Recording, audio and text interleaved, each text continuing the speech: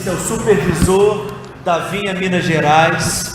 Ele tem supervisionado centenas de pastores. Já foram mais de 30 igrejas plantadas, não é isso, pastor? Em Minas Gerais, ao todo, quantos? Somos 87. São 87 igrejas que ele supervisiona.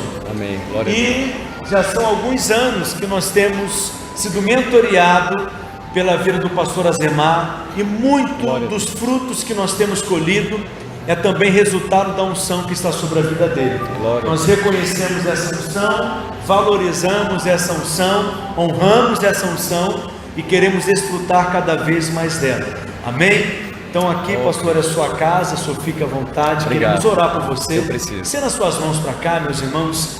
Pai Celeste, nós te agradecemos por esse dom ministerial que o Senhor levantou para a edificação da tua igreja. Que o teu servo nessa noite, mais uma vez, seja um canal da sua vida, da sua graça, da sua unção, que ele seja poderosamente usado pelo Senhor, e que cada semente da tua palavra que será compartilhada, que possa encontrar bons solos e corações receptivos. Abrimos o nosso coração para receber a tua palavra. Te pedimos que, além de ter o conhecimento natural da tua palavra, o que nós precisamos é ter essa palavra revelada no nosso espírito. Por isso, conceda-nos espírito de sabedoria e de revelação, em nome de Jesus. Amém. Aleluia. Pastor, essa água aqui é do Senhor, tá? Aleluia. Glória a Deus, meus irmãos. Que bênção é estar aqui com os irmãos. Que bênção é ver aquilo que Deus está fazendo em cada célula dos irmãos, em cada prédio que não para de crescer, graças a Deus, se multiplicar. Eu realmente me alegro de ser participante disso. Pedro, na verdade, fala desse nosso mentoreamento, acompanhamento, mas é tão bom acompanhar gente assim, né? Como ele, a esposa, o Fábio e toda a equipe.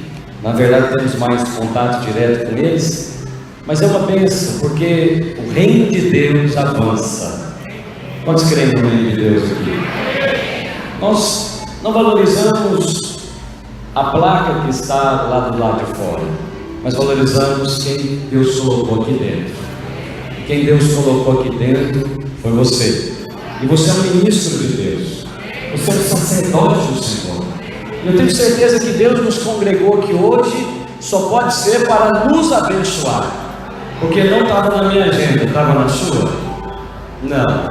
Estava na sua, eu o pastor. Inclusive ele está numa série aqui. E aí eu vim aqui para acompanhar o vereador. Ele me pediu. E eu falei, tá bom, nosso culto é pela manhã, à noite eu geralmente ministro nas igrejas da região metropolitana. E aí eu falei para o Pedro, vou ficar para te ouvir. Aí ele falou, não, você não vai me ouvir não, você vai pregar. Eu falei, mas eu não vim para isso. E aí eu falei, não, não vou não. Mas ali enquanto os irmãos estavam aqui, eu senti da parte de Deus de compartilhar com os irmãos. Os irmãos abrem o coração da parte de Deus. Só pode ser para nos abençoar. E eu queria que você abrisse a sua Bíblia comigo em Filipenses, no capítulo 3 e no versículo de número 3. Filipenses capítulo 3 e o versículo de número 3. Senhor, muito obrigado pela tua palavra. Obrigado, Senhor, por estar aqui com os meus irmãos desta igreja maravilhosa, Senhor, a quem o Senhor tem acrescentado graça sobre graça, unção e vida da parte de Deus. O Espírito Santo tem a liberdade para operar nesse culto, porque cultuamos ao Senhor. Diga assim, Senhor Jesus, como igreja, nós cultuamos ao Senhor, e nós damos ao Senhor plena liberdade da operação do Espírito Santo nesse lugar, em nome de Jesus. Você crê que a vontade de Deus é que você ande pelo Espírito? Então isso que está acontecendo aqui hoje é aquilo que o seu pastor está ministrando. Só pode ser pelo Espírito que marcou essa agenda para nós, para nos abençoar. E hoje eu queria falar com os irmãos sobre as duas justiças. Fala, as duas justiças. Nós temos meditado muito e orado sobre as duas justiças. E aqui no texto de Filipenses, no capítulo 3, a Bíblia mostra que diante de Deus há duas justiças, ou dois tipos de justiça. A justiça que procede do homem, chamada justiça própria. Como que ela chama, meus irmãos? É aquela que emana do homem, que surge do nosso coração. É aquela que as pessoas exigem lá fora, nos tribunais, mas também aquela que exigimos muitas vezes no nosso coração. Mas a Bíblia fala também de uma outra justiça, que é a chamada justiça de Deus. E se você quer andar no Espírito, você tem que aprender a matar a justiça própria. Os irmãos estão dispostos? Vamos lá então para Filipenses capítulo 3 e versículo 3. Porque nós, que somos a circuncisão, nós que adoramos a Deus, de que maneira, meus amados? No Espírito. Nos gloriamos em Cristo. Aonde que aquele homem e mulher que anda no Espírito se gloria? Em Cristo. Tem uma coisa que você não vai errar se você fizer na sua vida cristã: é sempre apontar para Cristo. Se você estiver num relacionamento e porventura começar uma discussão na sua casa ou no seu ambiente de trabalho, a maneira de você andar no Espírito é sempre apontando para Cristo. Quando você aponta para Cristo, a justiça própria começa a morrer e a justiça de Deus começa a ser levantada. Então nós nos gloriamos em Cristo e não confiamos, diga, não confiamos na carne. O problema da justiça própria ou da justiça do homem é que eu e você ainda achamos que tem algo de bom em nós, especialmente nós crentes assim, fervorosos, cheios do Espírito. Nós achamos que ainda há algo de bom na nossa carne.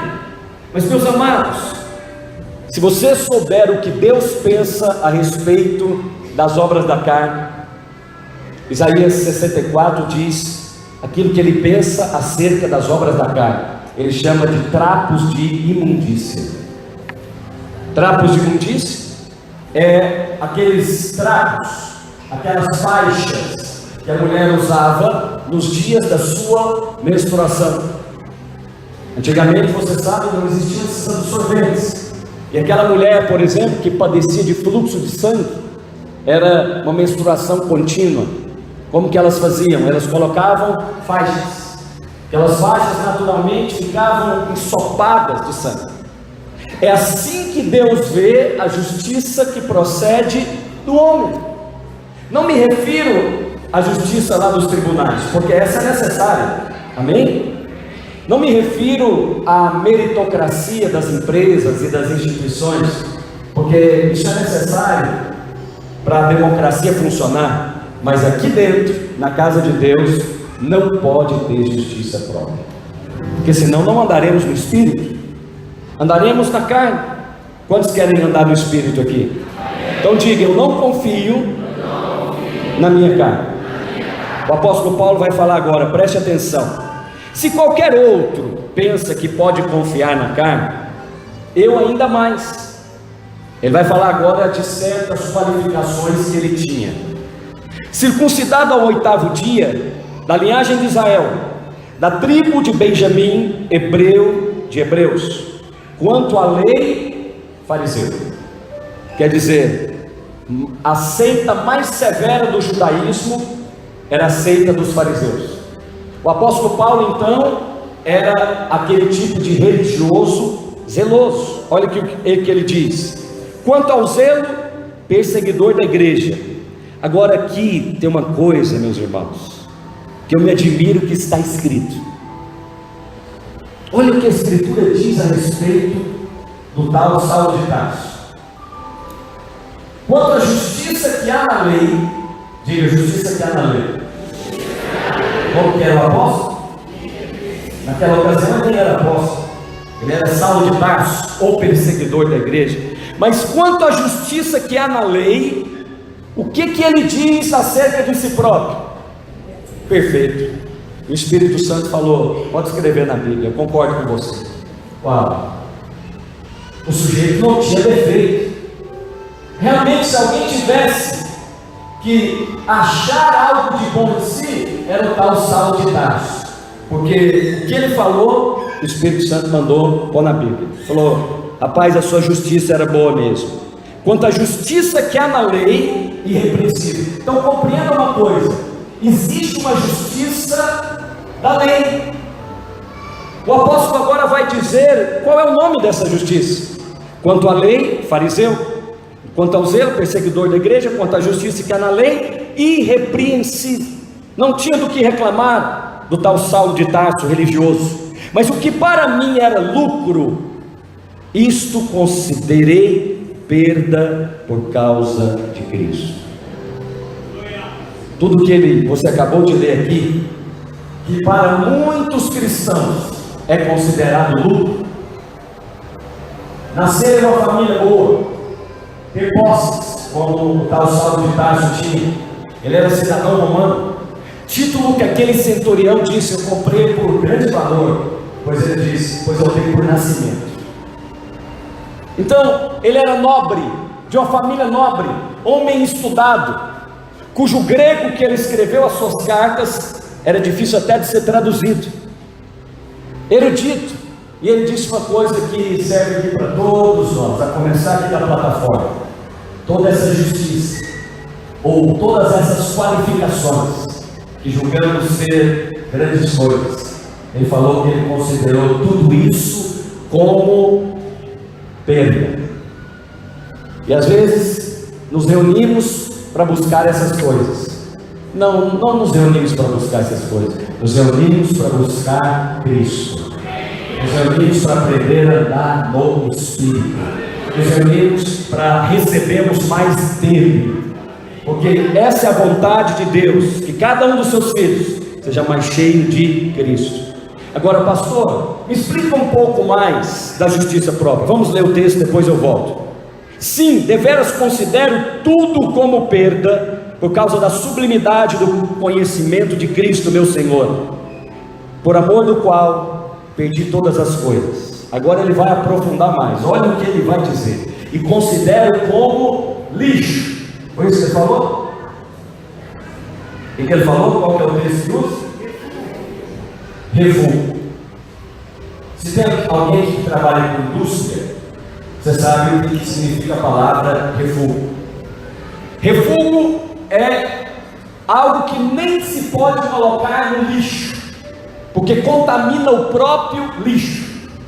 Refúgio é o subproduto lá de algum outro produto que nem pode ser jogado fora. Se jogar na terra, contamina o lençol freático. Se jogar talvez em algum lugar, pode causar grandes problemas ambientais. Paulo falou, sabe, tudo isso que os homens consideram fama, glória, uma família, etc., erudita, um dinheiro, eu considerei tudo isso como perda, por amor a Cristo. Moral da história: essa tal justiça aí que os homens procuram não vale nada para nós na casa de Deus. Sabe por quê? Porque você tem uma justiça muito superior. Você tem a justiça que procede de Deus, a justiça que vem da fé. Ele considera como refúgio para ganhar Cristo. Quantos aqui já ganharam Cristo como seu Senhor e Salvador? Você é abençoado, você é favorecido e ser achado nele. Agora aqui eu quero me deter um pouquinho com você no versículo 9, é o meu tema principal. Não tendo o que, meus amados? Justiça própria. Eu estou inventando esse termo, ele é bíblico. Não tendo justiça própria, que procede de lei, senão a que é mediante a fé em Cristo. A justiça que procede de Deus, baseada em quê? Diga, a justiça do homem é a justiça própria. E o apóstolo Paulo diz que essa justiça aos olhos de Deus é como refúgio. É algo tão pobre que nem pode ser jogado no lixo. Pastor, como assim? Quantos se lembram das árvores que haviam no jardim? Eram duas: a árvore da vida e a árvore do conhecimento do bem e do... árvore do conhecimento do quê? Só do mal, pastor? Do bem e do mal. Por que era a árvore do conhecimento do bem e do mal? Porque existe uma bondade que ela é humana, natural. Aliás, ela é animal. A criação tem essa bondade. O animal que dá luz à cria não abandona a cria, ela cuida da cria. Essa é a bondade animal. A árvore era a árvore do conhecimento do quê? Do bem e do mal. Mas aquela árvore era de Deus? Aquela árvore foi a árvore que Deus mandou comer? Não. Então, existe uma bondade. Copie isso que eu vou te falar, preste atenção. Existe uma bondade que não procede de Deus. É só bondade humana e natural. Essa aparente bondade é só humana. E tudo aquilo que não procede de Deus, a Escritura diz que é pecado. Tudo que não procede de fé, diz Romanos, é pecado. E a justiça de Deus é baseada na fé. Quantos irmãos estão comigo? Pastor, onde você quer chegar? Eu quero matar a justiça própria na sua vida. Eu quero matar a justiça própria na minha própria vida. Eu estou nessa empreitada de matar a justiça própria, porque eu compreendi que essa aparente bondade, ela destrói obra genuína de Deus, porque ela vem travestida de algo que parece bom. Você já viu quantas coisas boas você tentou fazer e entrou numa confusão danada? Como assim, pastor? Você talvez entrou em guerra e não precisava entrar.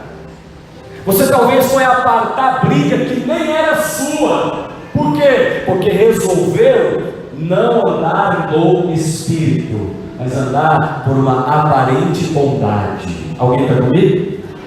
Não, eu preciso ajudar aquele parente, afinal ele está precisando. Toma aqui, 10 folhas de cheque assinado para você, meu parente amado e querido. Mas você está enrolado lá no banco até hoje. Pastor, mas é meu pai. Pode ser seu pai, pode ser sua mãe, pode ser seu avô, pode ser até seu pastor. Você vai andar pelo Espírito, e não satisfareis as obras da carne. As obras da carne são as obras da lei. É a obra da justiça própria. Vai comigo no versículo 9. Não tendo justiça própria, que procede de onde? Procede de onde? Como assim? A justiça própria procede da lei. E você sabe que a lei são os mandamentos e as ordenanças. 623, resumidos nos 10 mandamentos. O que dizia a lei? Vem cá comigo. Obedeça ao mandamento, para que depois você seja abençoado. Quem obedece o mandamento é abençoado. Desde Deuteronômio, essas bênçãos te acompanharão, tarará, tarará. Se você fizer isso, é abençoado. Essa é a lei. Essa justiça própria procede de onde, meus irmãos? Vem cá. Todas as vezes que você exerce a justiça própria, você cai na lei. E essa lei te afasta da graça de Deus. Qual que é a definição da graça? Favor? Muito bem. Qual que é a definição da lei? Favor? Não é nem favor, diz Romanos, é débito, é conta que tem que pagar. Então, a graça é favor imerecido. Quem cumpre a lei, ele quer receber? Quem trabalha aqui 30 dias quer receber? Cumpriu a lei, não cumpriu? Então, o seu salário não é favor, é dívida patronal. O patrão tem que pagar.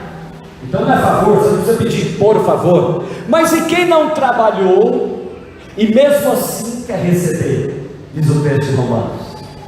Aí tem que conhecer a graça de Deus. porque é favor imerecido. Agora vem cá comigo. Pastor, por que a justiça própria procede da lei? Porque eu e você achamos que merecemos. Agora vai entrar daqui a pouco o período de jejum, né, pastor? Aí fica mais evidente a justiça própria, porque você orou e não recebeu até hoje. Eu tenho mais de 20 anos que eu faço um jejum e uma oração específica pela conversão dos meus pais, mas até hoje não recebi. Qual que você acha que é o sentimento que flui? Justiça própria. Mas Senhor, até quando eu vou ter que orar, jejuar? Eu estou pedindo dinheiro, eu não estou pedindo coisas naturais, eu estou pedindo a conversão dos meus pais. Aí você agora tem dois caminhos. Quantas justiças que eu vim falar para vocês aqui nessa noite? Diga: a justiça de Deus e a justiça do homem. A justiça do homem é chamada justiça própria, e ela procede da lei, a lei dos crentes. Jejuarás 14 dias e receberás as bênçãos que você pediu. Ah, é? E se você não receber? Ah, não, pastor, se não recebeu, eu vou ficar muito contrariado. Não. Você sabe que a maneira de Deus às vezes matar a nossa justiça própria é levar você ao fracasso. Que é isso, pastor? Está amarrado. O fracasso talvez é o lugar mais perto que você consegue chegar da graça de Deus. Porque às vezes o Senhor tem que nos parar um pouquinho para termos comunhão com Ele. Às vezes o sucesso torna o crente um pouco surdo para a voz do Espírito, porque está indo tão bem, só pode ser de Deus. Alô? Está indo tão bem, só pode ser do Senhor. Meus amados, se todas as vezes que eu e você sentimos que merecemos algo, que deveríamos ter respondido mais, deveríamos ser melhor representados. Ah, eu estou trabalhando nessa empresa aqui, eu não sou tão bem remunerado, eu deveria ganhar mais. Eu vou te ensinar uma coisa que eu uso todos os dias na minha vida, em todas as áreas, para a morte da justiça própria. É o que Paulo ensinou aqui. Fala comigo assim: eu estou no lucro. Não foi isso que ele ensinou? Eu considerei tudo que era lucro. Ele inverteu agora a equação. O que era lucro antes de Cristo, toda a eloquência que eu tinha, a família rica que eu nasci, o estudo que eu recebi, depois de Cristo eu considerei isso menos do que lixo, pior do que lixo. Isaías chama de trapo de imundície no Velho Testamento, mas o apóstolo chama de refúgio. Você nem pode lançar, porque senão contamina os outros. Chama justiça própria. O apóstolo diz: em Cristo eu estou no lucro. Pastores, viu, pastor Pedro, precisam pensar mais assim, porque às vezes nós temos compartilhado um rebanho maravilhoso como esse, e aí pastores cheios de justiça própria pensam assim: deveria ter mais gente me ouvindo, eu gostaria de pregar para mais pessoas. Vou falar uma coisa para você e para mim: nós estamos no lucro, porque nenhum homem poderia falar da parte de Deus. É muita graça poder falar da parte de Deus. Todos nós que estamos aqui nesse salão, nessa vitória, estamos no lucro, porque Romanos 3,23 diz que todos pecaram e carecem da glória de Deus. Portanto, se Deus tivesse mandado todos para o inferno, Ele seria justo, mas Ele não fez assim. Diga, graças a Deus. Alguém que está no lucro comigo? Já é para casa, pastor Pedro Estrela. Tem agora uma digníssima esposa, aleluia. Você está no lucro. Eu também estou no lucro, vai fazer 18 anos. E aí, você chega em casa, o marido que está cheio de justiça própria, ele chega em casa e fala: ah, essa comida ruim que você fez. Meu irmão, você Você está pecando. Você está se enchendo de justiça própria. Você deveria falar: graças a Deus que eu tenho aqui uma comida posta na minha mesa, alguém que me ama e preparou para me abençoar. Repete comigo: eu estou no lucro. Você vai trabalhar amanhã, diga glória a Deus. Só quem vai trabalhar amanhã, diga glória a Deus. Aí o crente que está cheio de justiça própria chega lá pisando alto. Essa empresa não me reconhece, me contratou uma coisa e na carteira é outra, eu ganho uma miséria. Por que eu estou pensando nisso? Porque a justiça dele procede da lei. Eu deveria merecer mais. Tem alguém comigo? Eu deveria receber mais pelo trabalho feito. Eu pergunto para você: esse funcionário, esse empresário, ele vai prosperar? Vai não. Por quê? Porque quem está cheio de justiça própria está cheio de murmuração. Mas quem matou a justiça própria está cheio de gratidão da parte de Deus. Ele vai trabalhar amanhã, sabe de que jeito? Graças a Deus, aleluia, que eu saio de casa e vou trabalhar todos os dias. Eu não faço parte dos 14 milhões de desempregados do Brasil. Quem está no lucro aqui? Eu pergunto: esse funcionário, esse empresário, ele vai prosperar? Eu te dou certeza que vai prosperar, porque ele vai trabalhar feliz, ele vai trabalhar bem, e tudo que ele faz prosperará. Essa pessoa é você. Eu acho que estou falando de você. Fala para o irmão que está do seu lado, ele está falando de você. Fala assim: ele está falando de mim. Mas eu quero falar mais de você ainda. E ser achado nele, não tendo justiça própria, que procede, fala comigo, do merecimento, que procede da lei.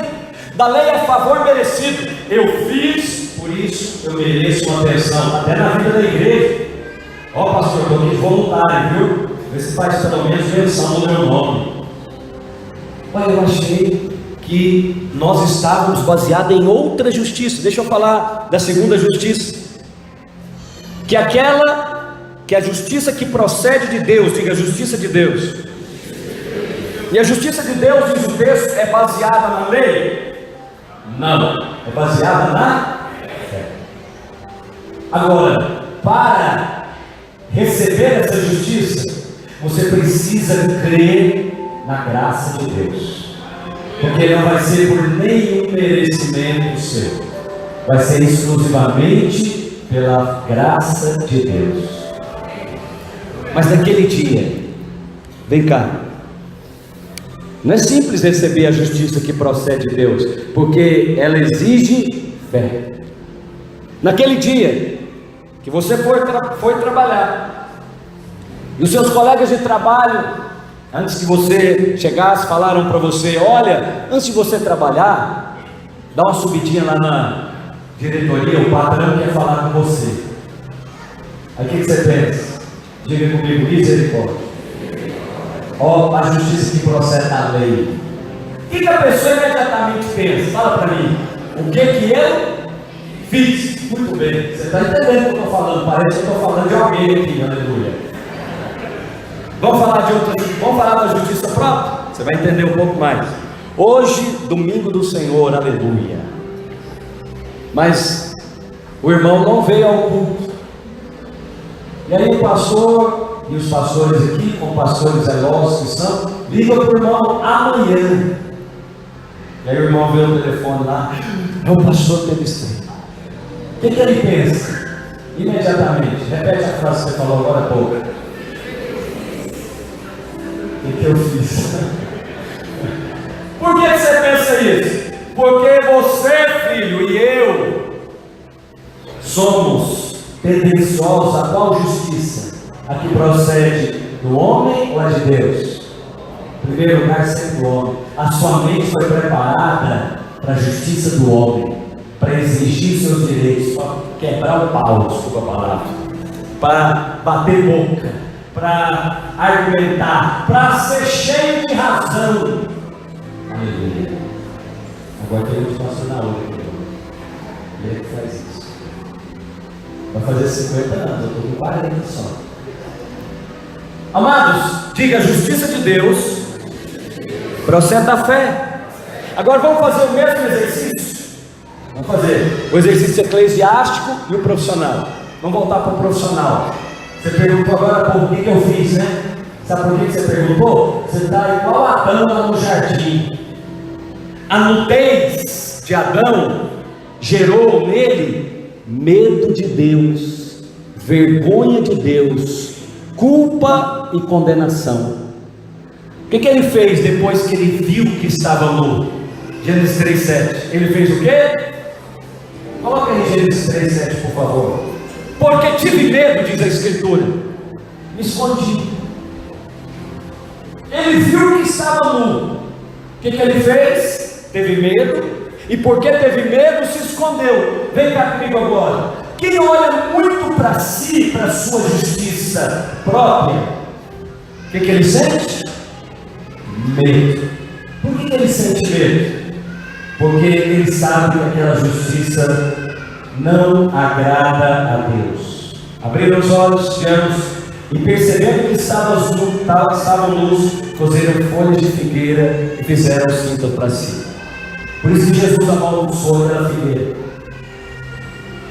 porque a figueira estava cheia de folhas verdes, mas não tinha nenhum fruto.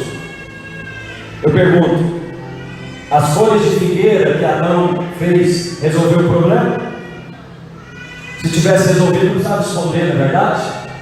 Ele percebeu que a justiça dele, a folha de figueira, não cumpriu o propósito.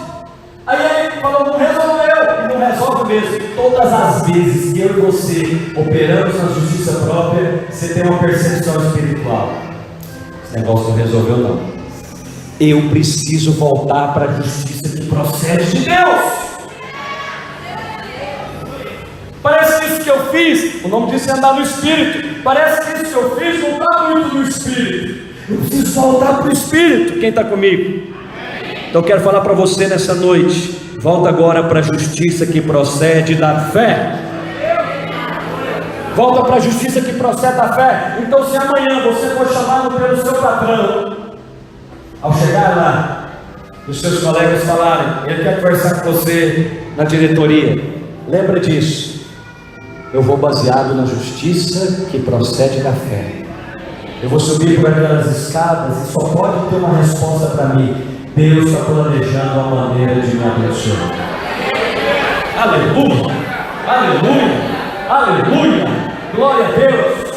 Mas os crentes estão debaixo de um jugo de justiça própria, porque estão com a síndrome de Adão, estão olhando para si, avaliando os recursos que tem, as folhas de figueira, avaliando quanto de recurso financeiro, material, profissional tem. Deus te chamou para andar pela fé. Deus te chamou para começar empreendimentos pela fé. Deus te chamou para basear na justiça que procede de Deus. Sabe qual é a justiça que procede de Deus? É aquela que sobe a escada dizendo: só quem me colocou aqui é que pode me tirar. Só quem me deu esse emprego é que pode tirá-lo de mim. E quem me deu foi Deus.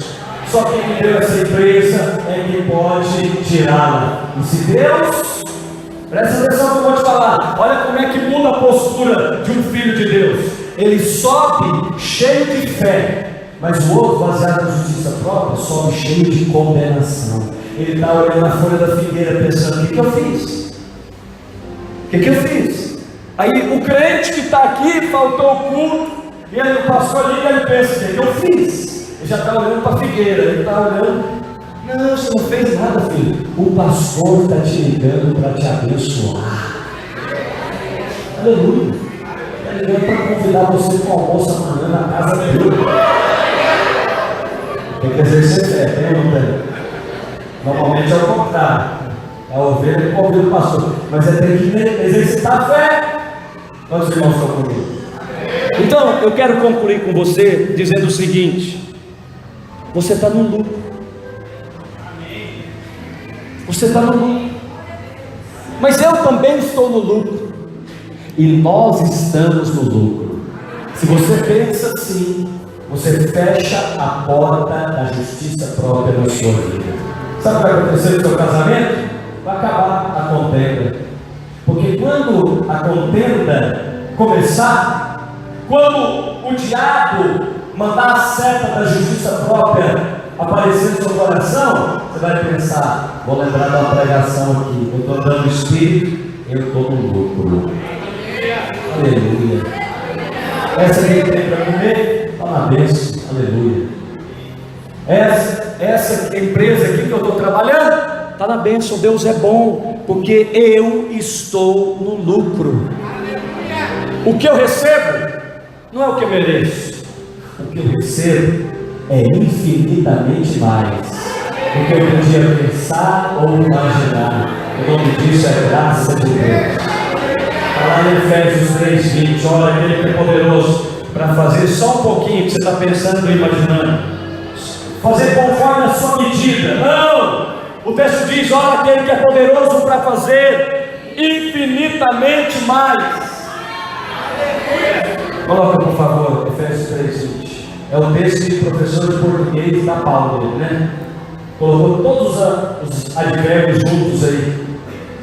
Muito mais, infinitamente mais. É um pleonasmo assim para um superlativo, para exagerar. É para você entender, filho, você é favorecido de Deus.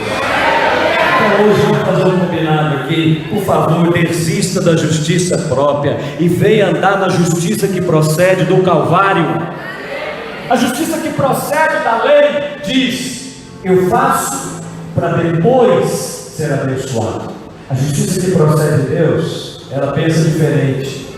Ela diz: eu recebo porque já fui abençoado. E não tem a ver com aquilo que eu faço, mas tem a ver com aquilo que Cristo fez lá no Calvário.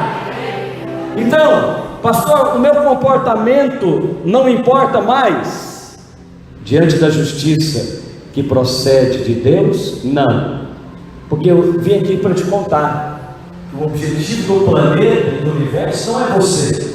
O centro de todas as coisas é Cristo. Deus não está satisfeito por causa das suas obras, nem por causa da obra da sua igreja, porque aos olhos dele ela já é sem ruga e sem mácula. Já é a noiva dele, não será, já é. Já foi decidido o casamento antes da fundação do mundo. Ele não vai casar porque a noiva comporta bem, ele vai casar porque ele ama a noiva. Ele vai casar porque você é objeto do amor dele. E ainda que você peque, ainda que você apronte, nada pode separar do amor de Deus. Nem altura, nem profundidade, nem altura, nem qualquer outra criatura pode nos separar do amor de Deus que está em Cristo Jesus, o nosso Senhor. Aleluia. Portanto, você deveria sair daqui nessa noite falando para todo mundo, da sua casa, dos seus parentes, amanhã no seu trabalho, chega lá falando: deixa eu te contar uma coisa, eu estou no lucro. O que é isso? Você ficou louco? Não, eu estou no lucro. Rapaz, eu estou trabalhando. O seu colega fala: esse inferno desse trabalho. Não, o inferno foi de onde eu fui livre, eu estou no lucro. Agora você deve pensar nessa palavrinha: eu estou livre, aleluia. Eu estou no lucro, porque eu estou trabalhando, porque eu estou aqui vivo. Eu tenho onde congregar, eu faço parte de uma célula, tem gente que me ama, eu estou numa comunhão com a igreja maravilhosa, aleluia. Oh, meus amados irmãos, a Escritura diz então que para conhecer o poder da sua ressurreição e a comunhão dos seus sofrimentos, conformando com ele na sua morte, para que de algum modo alcançar a ressurreição dentre os mortos. O que Deus tem para nós é uma vida de ressurreição, não uma vida de derrota, não uma vida de enfermidade, é uma vida abundante. Qualquer coisa menos do que isso, você não precisa aceitar. Não precisa. Você não é um pedinte espiritual. Você é um filho amado de Deus. Você assenta à mesa do Pai. Você é uma ovelha descansada. Para terminar, Salmos de número 23, por favor. Você pode ficar de pé onde você está?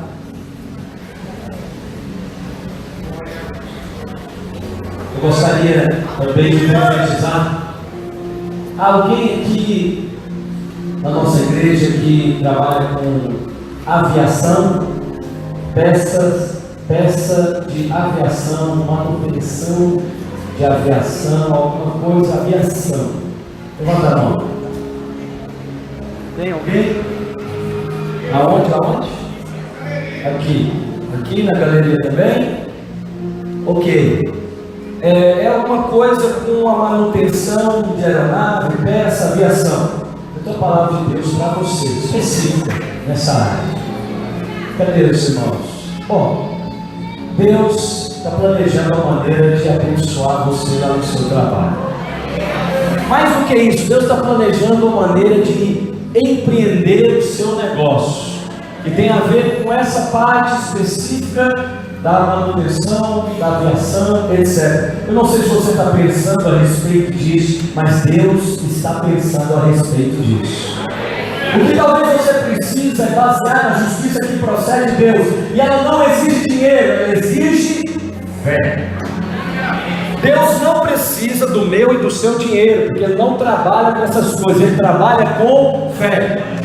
Quando Pedro e João foram orar, lá em Atos capítulo 3, tinha um pedinte, e ele viu Pedro e João e pediu algo para eles. Pedro falou: eu não tenho nem prata nem ouro.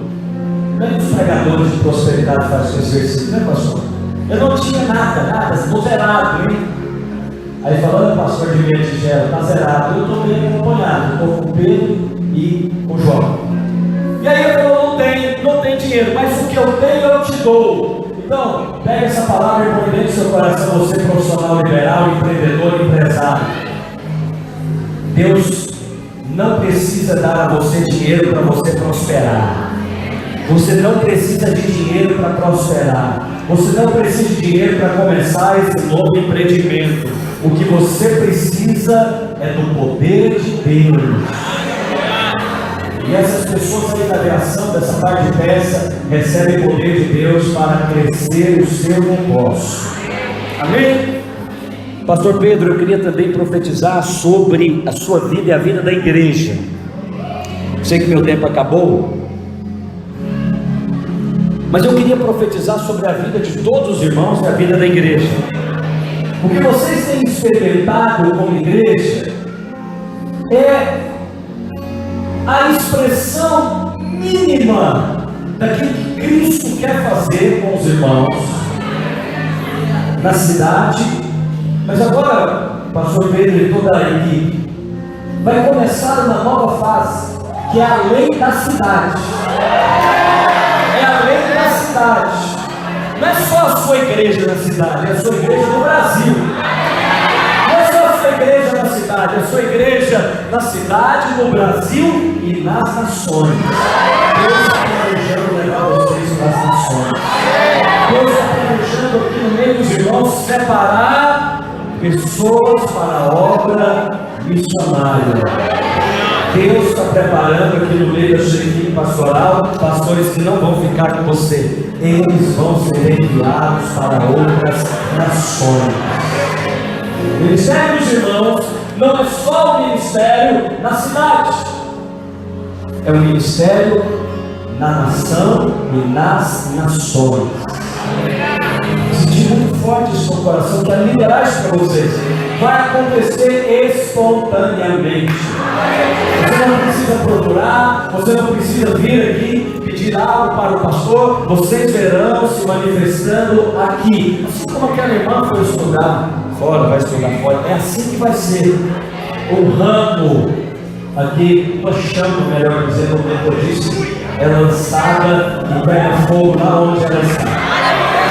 Eu vou virar o pastor. Olha, eu estou aqui na cidade tal. E é o seguinte, eu já abri uma célula.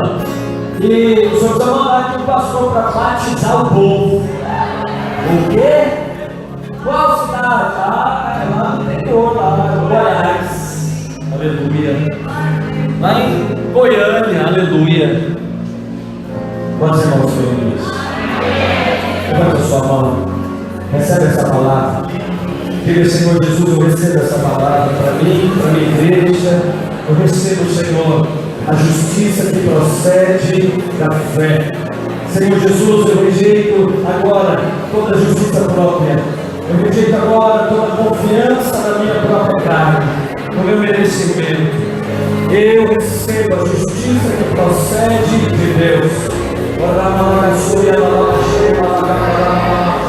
Vamos ministrar ao Senhor. Ministra ao Senhor. Libere palavras de vida eterna agora, na direção do Calvário. Não olhe para si mesmo. Não olhe para a sua doença. Olhe para Cristo. Olhe para Cristo e seja de fé. Olhe para Ele e seja cheio de ousadia. Ousadia para empreender. Ousadia para iniciar uma célula. Ousadia para liderar a casa de Deus. Ousadia para crer por coisas maiores. Ousadia para ampliar o seu ministério. Ousadia, ousadia.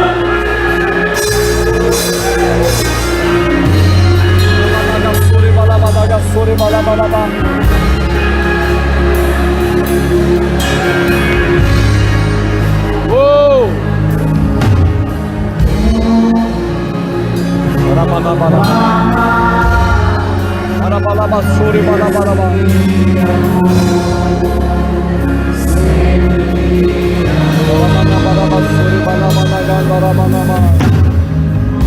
Cristo.